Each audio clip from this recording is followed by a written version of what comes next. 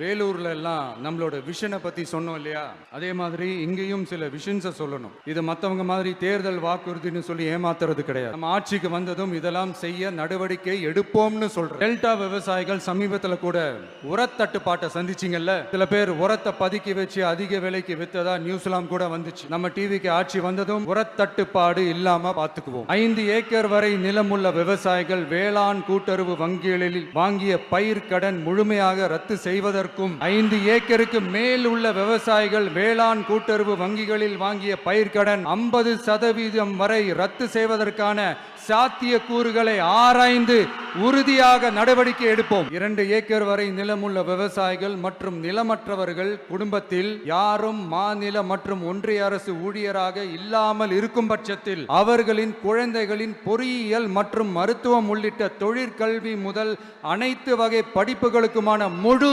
செலவையும் அரசே ஏற்கும். விவசாயிகளின் விருப்பத்திற்கு எதிராக எந்த திட்டமாக இருந்தாலும், ஒன்றிய அரசின் நெருக்கடியே இருந்தாலும் அந்த திட்டத்தை உங்களுடைய டிவி ஆட்சி முழுமையாக நிராகரிக்கும். கொள்முதல் நிலையங்களில் முறையாக நெல் மூட்டைகள் பாதுகாக்கப்படும். நெல் முளைத்து வீணாவதை பார்த்து கொண்டு நமது அரசு சும்மா இருக்காது. போதுமான கொள்முதல் நிலைய வசதிகள் ஏற்படுத்தப்படும். கொள்முதல் நிலையங்களில் கொள்முதல் செய்வதற்கோ மூட்டை ஏற்றி இறக்கவோ ஒரு பைசா கமிஷன் வாங்காமல் பார்த்து கொள்ளப்படும். அப்படி கமிஷன் வாங்குவது யாராக இருந்தாலும் கடும் நடவடிக்கை எடுக்கப்படும். 500 ரேஷன் கார்டுகளுக்கு ஒரு ரேஷன் கடை என்ற வரையறை நிர்ணயிக்கப்படும். கிராமங்களிலும் எடையாளர் நியமிக்கப்படுவார். பெண் விற்பனையாளருக்கு பெண் எடையாளர், ஆண் விற்பனையாளருக்கு ஆண் எடையாளர் என்பது பின்பற்றப்படும். ரேஷன் கடைகளில் அரிசி தவிர அனைத்து பொருள்களும் பாக்கெட் செய்து விநியோகிக்கப்படும். மீனவர்களுக்கு ஒன்றிய அரசு சட்டப்படியான பாதுகாப்பை உறுதி செய்ய வேண்டும். அதற்கான உண்மையான உணர்வு பூர்வமான அழுத்தத்தை ஒன்றிய அரசுக்கு நமது டிவிக்கு அரசு கொடுக்கும். கல்வி,